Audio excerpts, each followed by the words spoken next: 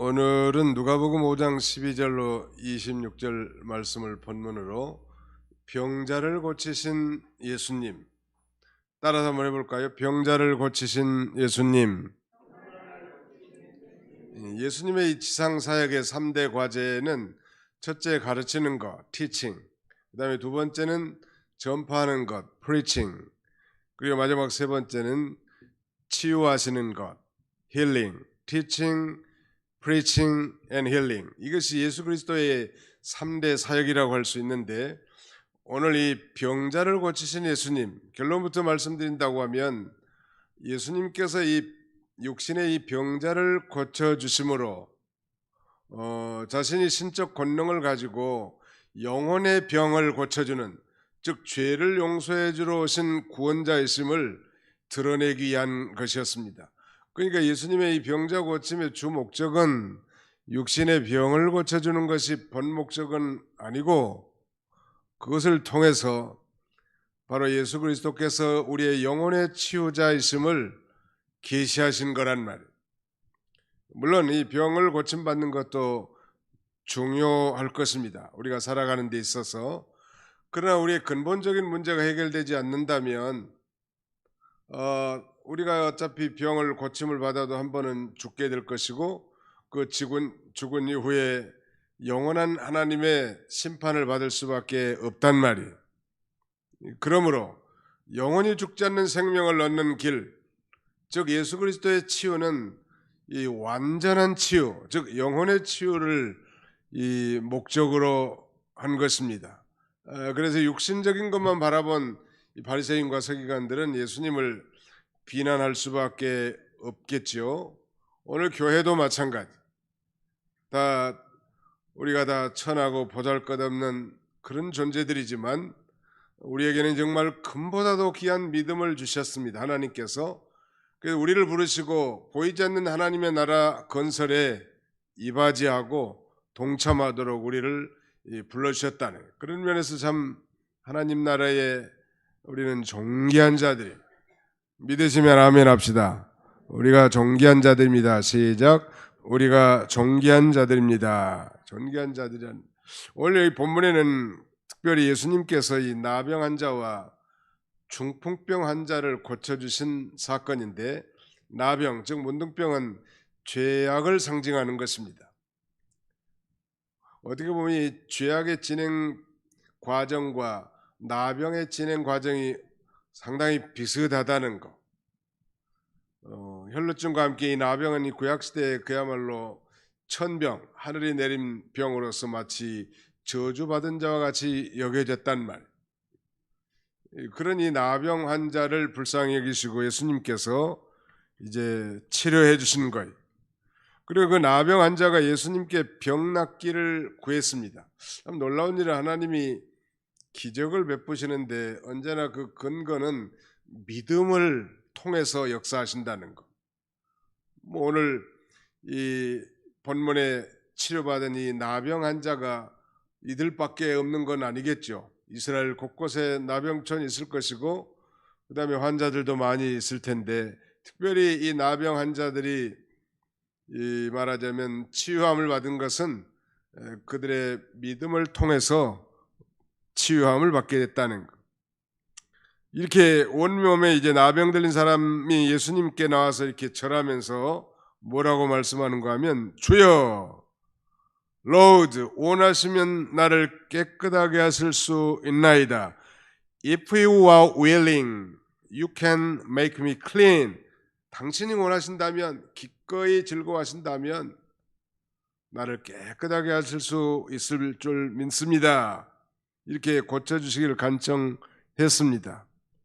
이렇게 간청한 거 보면 이 나병 환자가 겸손하고 또 자기 앞에 있는 분이 절대적인 능력을 가지신 분이실 뿐만 아니라, 그분이 원하신다면 정말 사람들이 저주하고 손가락질 당하는 이 그야말로 나병도 깨끗하게 치료해 줄 줄로 믿은 거예요.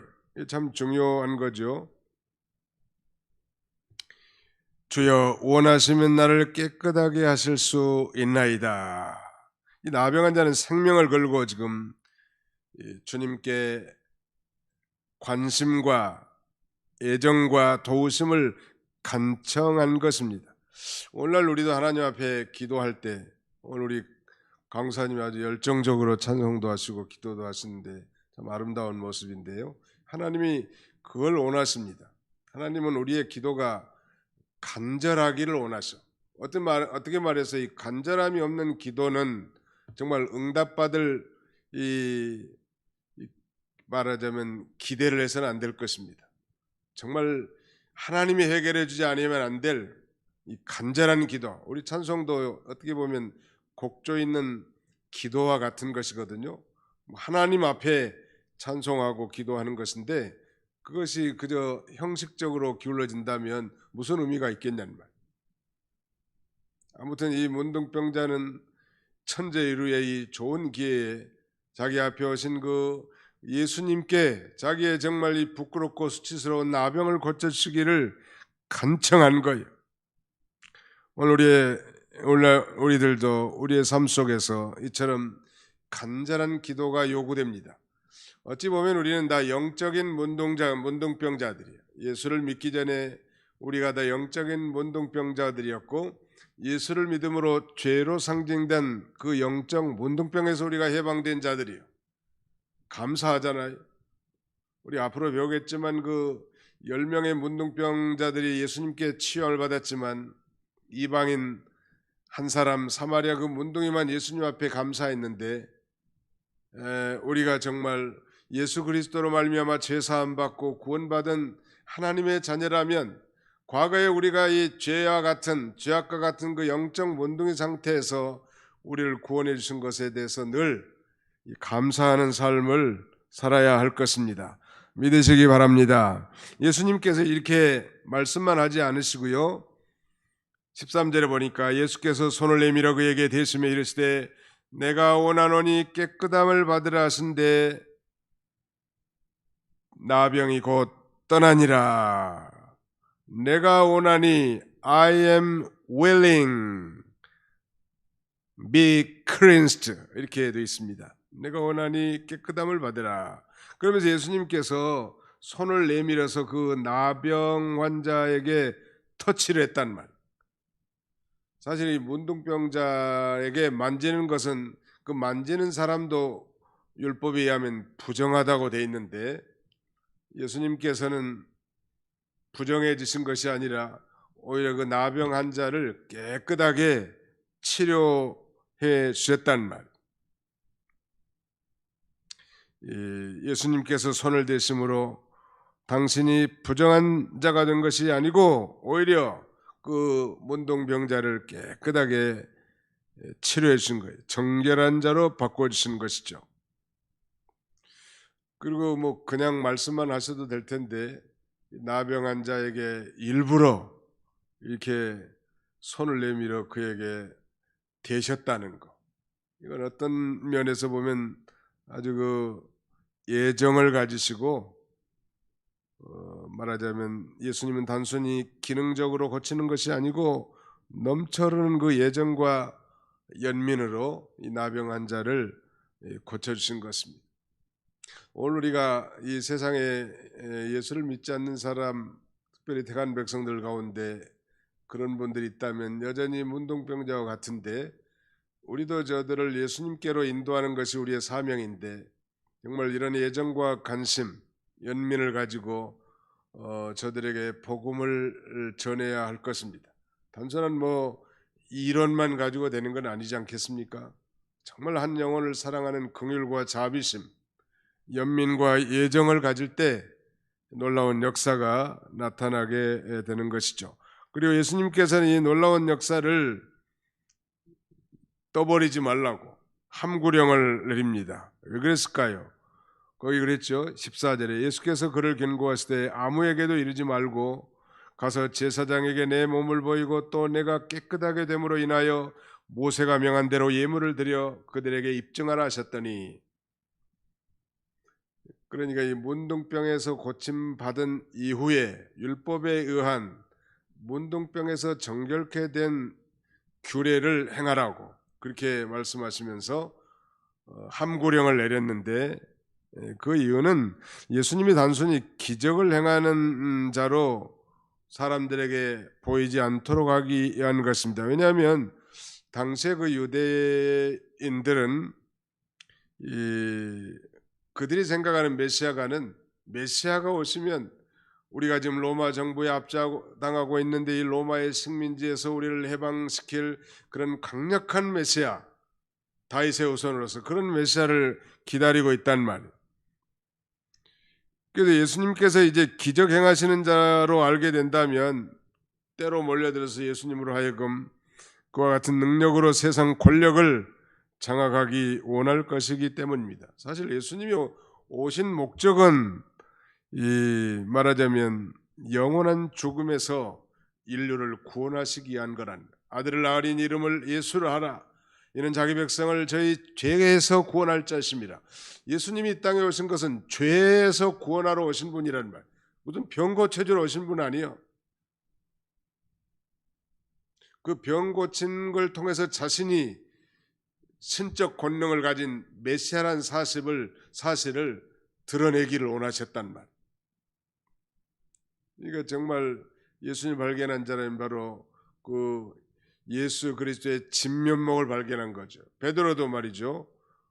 갈릴리 바다에서 그 놀라운 기적, 대성공을 바라보았지만 그 기적을 일으키신 그분이 어떤 분인가를 진정으로 발견하고 그 앞에 무릎을 꿇고 자신이 죄인이라고 나를 떠나달라고 하지 않습니까? 그것이 진정한 예수 그리스도의 발견이라 할 수 있을 것입니다. 자, 두 번째는 중풍병자를 고치셨는데요.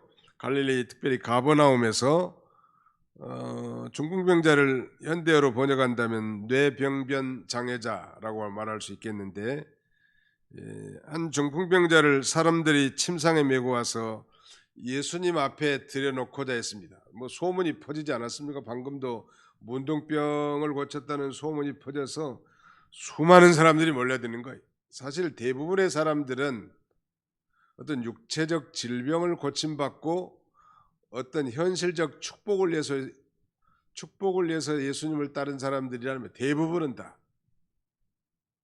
사실은 예수님은 신령한 축복을 주러 오신 분인데 말이죠. 아무튼 얼마나 사람들이 많이 모였든지 예수님이 방 안에 계신데 그 방 안에 그 접근조차 하기가 힘들 정도로 많은 사람들이, 즉 옹신할 수 없을 정도로 많은 사람들이 몰렸습니다. 그래서 4명의 이 친구들이 들것에 매인 그 중풍병자를 이끌고 계단을 통해서 지붕으로 올라가 가지고 지붕을 기아를 뜯어내고 그 침상채로 예수님의 발 앞에 그 환자를 내려놓는 거예요. 한번 상상해 보십시오.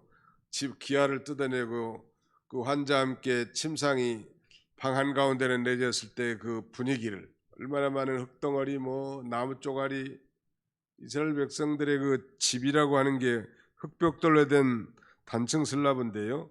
그 위에다가 이제 석가래를 놓고 나무가지를 놓고 그다음에 이제 흙기아를 거기다 얹는 형식이란 말.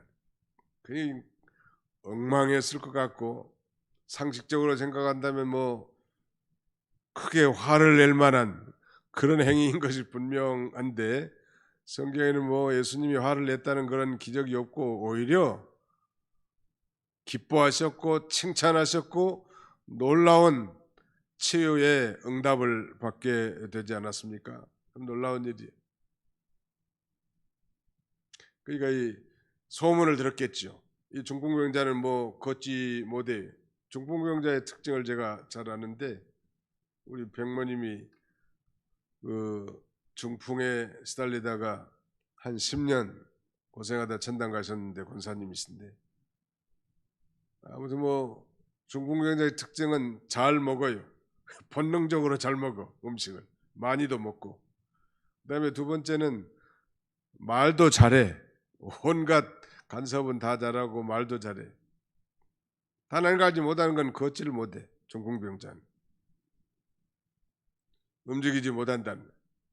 누군가에 의해서 들것에 매여서 움직일 수밖에 없는데, 아무튼 뭐 귀가 총이 있었든지 뭐 벌써 예수님에 대한 소문을 듣고 자기 친한 사람들 동원해 가지고 같이 이렇게 온 거예요.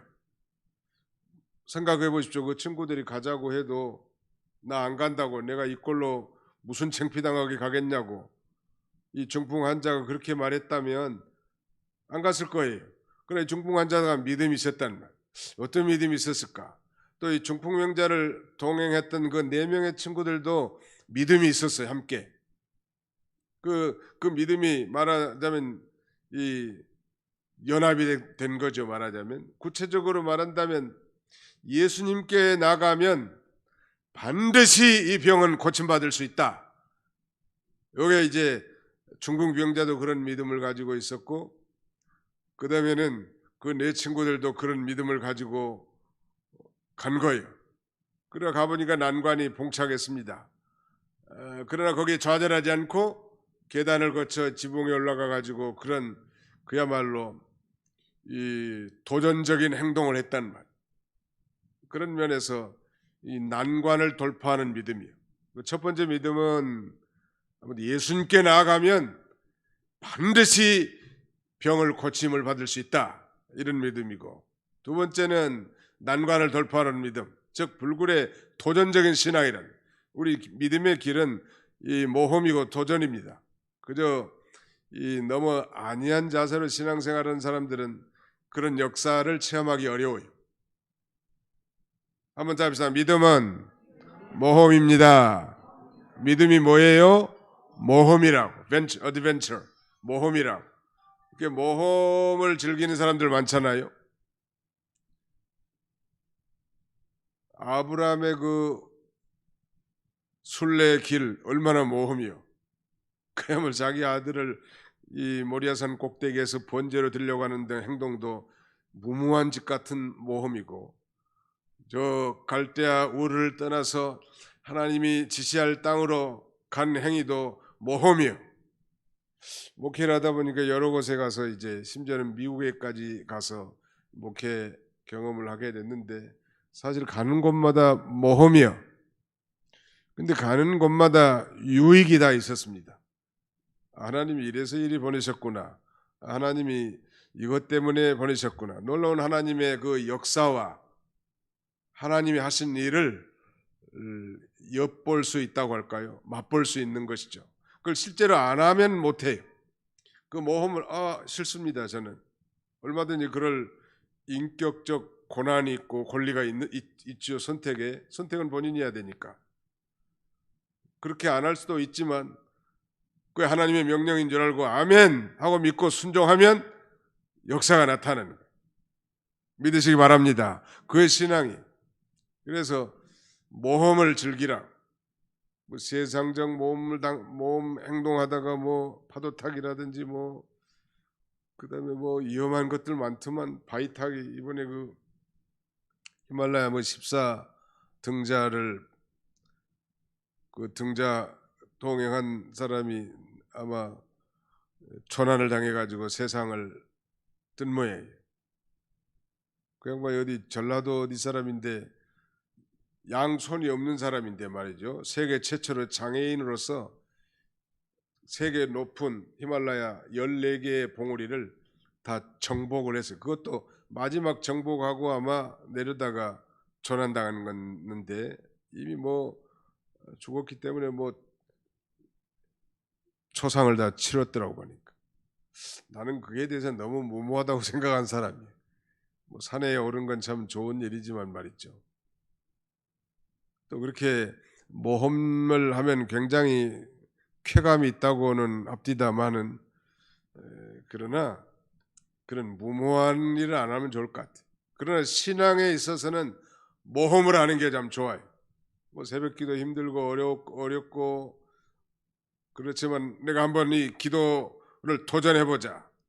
도전 새벽기도, 도전 성경 일독, 도전 봉사. 내가 교회 우리 어떤 집사님은 화장실만 청소하는데 매주 오셔서 내가 화장실 한번 청소해보자. 도전. 냄새나도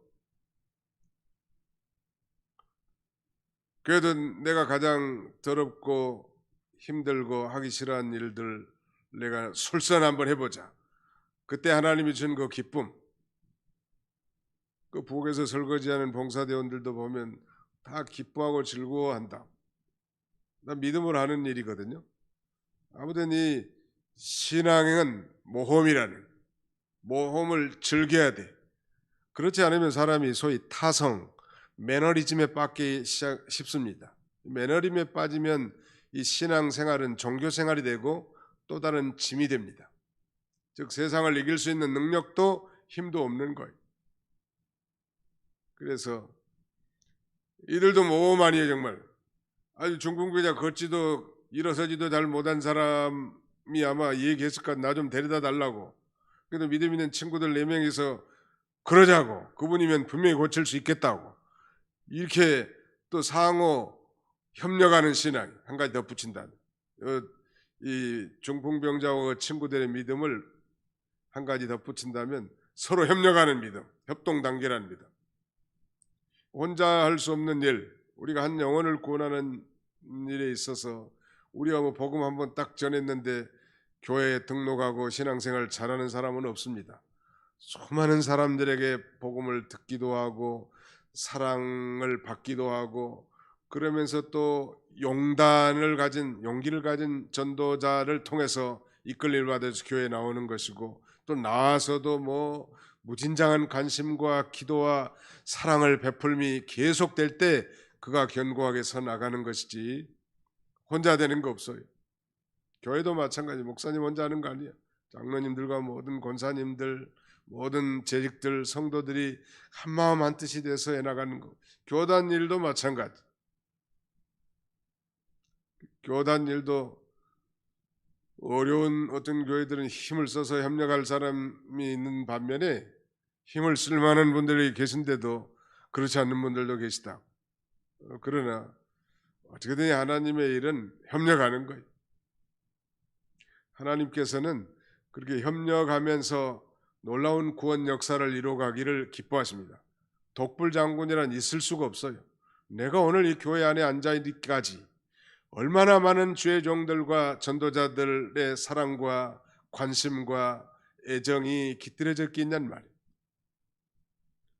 내가 나의 나된 것이 내 저절로 되는 게 아니에요.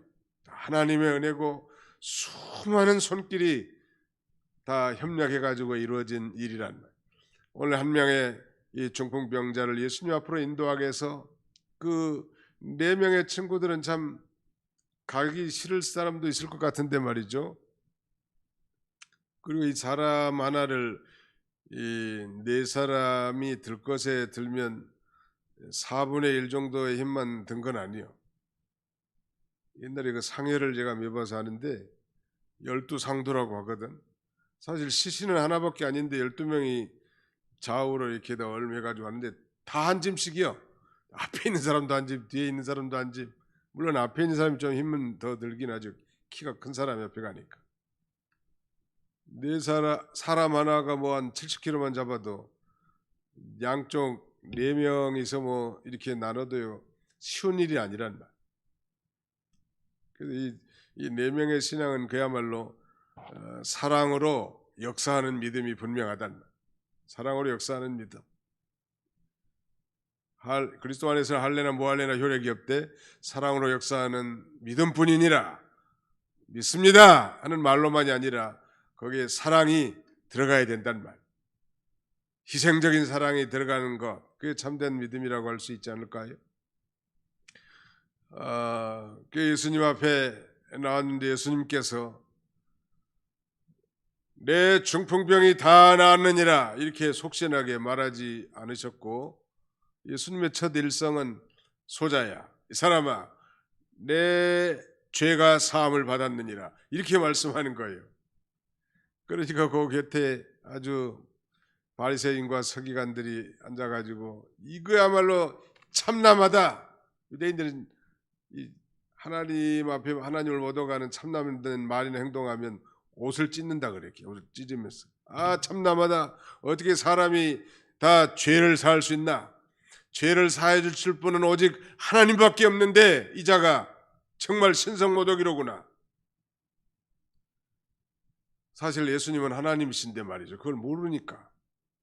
바로 예수님께서는 자신이 하나님과 동등된 존재고 권능이 동등한 존재라는 사실을 알리기 위해서 죽은 자도 살리고 문둥병자도 고치고 중풍병자도 일으키고, 그 다음에는 오병이어로 5,000명을 먹이고도 12광주의 떡이 남게 만들기도 하고, 물고기가 한 마리도 없어 보이는 깊은 데에서 그물을 던져 2배가 가라앉을 정도로 고기가 잡히기도 하고, 그것이 바로 예수 그리스도의 신적 권능을 증명하는 것입니다. 즉 예수님이 인자이긴 하지만 동시에 신자 하나님의 아들이라는 사실을 증거하고 자신이 곧 죄를 사해주는 권능이 있음을 많은 사람들에게 알게 하기 위한 거예요. 저도 교회 안에서 설교하면서 여러분들은 어떻게 느낄지 모르지만 특별히 그 사죄의 은총과 속죄, 예수 그리스도의 피와 구원에 대해서 많이 강조합니다. 의식적으로. 그게 가장 기본적인 것이기 때문이죠. 이미 구원을 받고 구원의 확신을 가진 성숙한 그리스도인들도 있지만 많은 숫자들 가운데 아직도 신앙생활을 하지만 종교인으로서 산 사람들이 너무나 많단 말이에요. 근데 적당한 경건함과 도덕성, 교양, 그 다음에는 그런 정도에 참여하는 것으로 만족하는 거예요. 그러나 우리 교회는 죽은 영혼을 살리는 기관이에요. 생명의 기관이고 살아난 영혼이 자라나게 하는 놀라운 기관이란 말. 바로 예수님은 그것을 알기를 원하는 거예요. 근데 이 놀라운 사실이 정말 하나님께서 특별히 계시해 주신 자들만 안다는 것은 우리의 특권이라고 할 수 있겠습니다. 아무튼 중풍병자를 고치셨다는.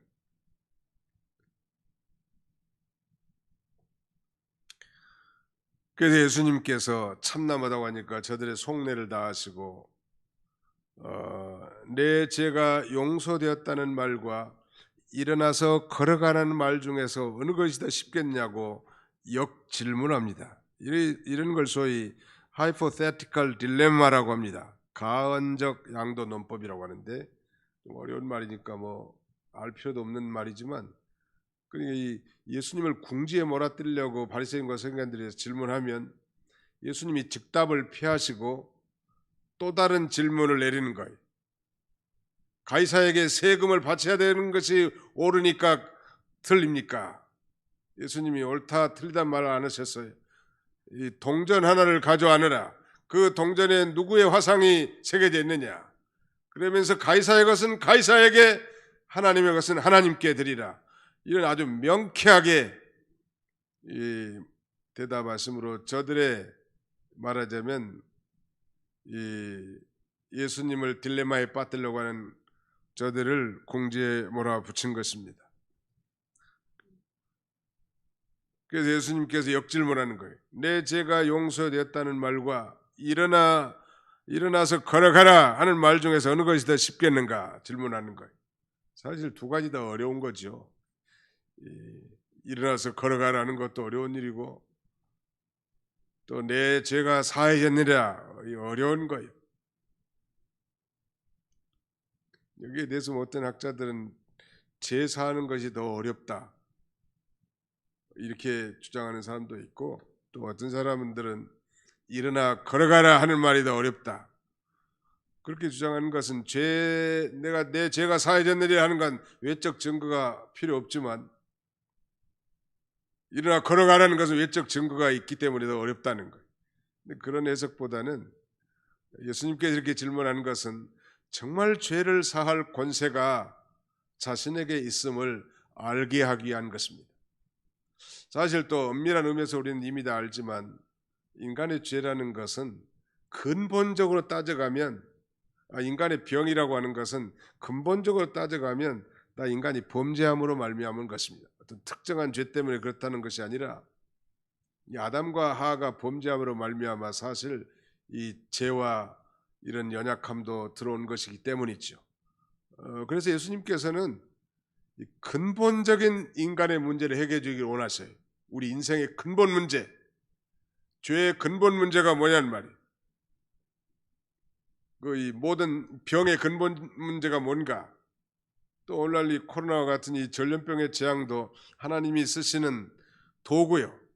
재앙, 이 재앙의 근본적인 원인도 우리로 하여금 죄에서 돌이켜 하나님과의 바른 관계를 갖도록 하기 위한 하나님의 섭리란 말.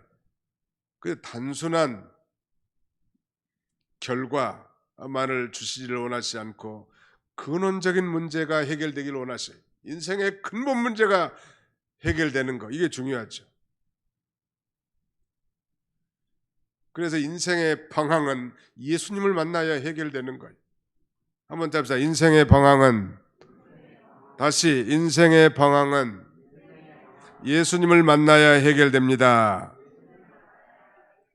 반면에 신앙의 방향은 좋은 전도자나 교회를 만나야 해결되는 거예요.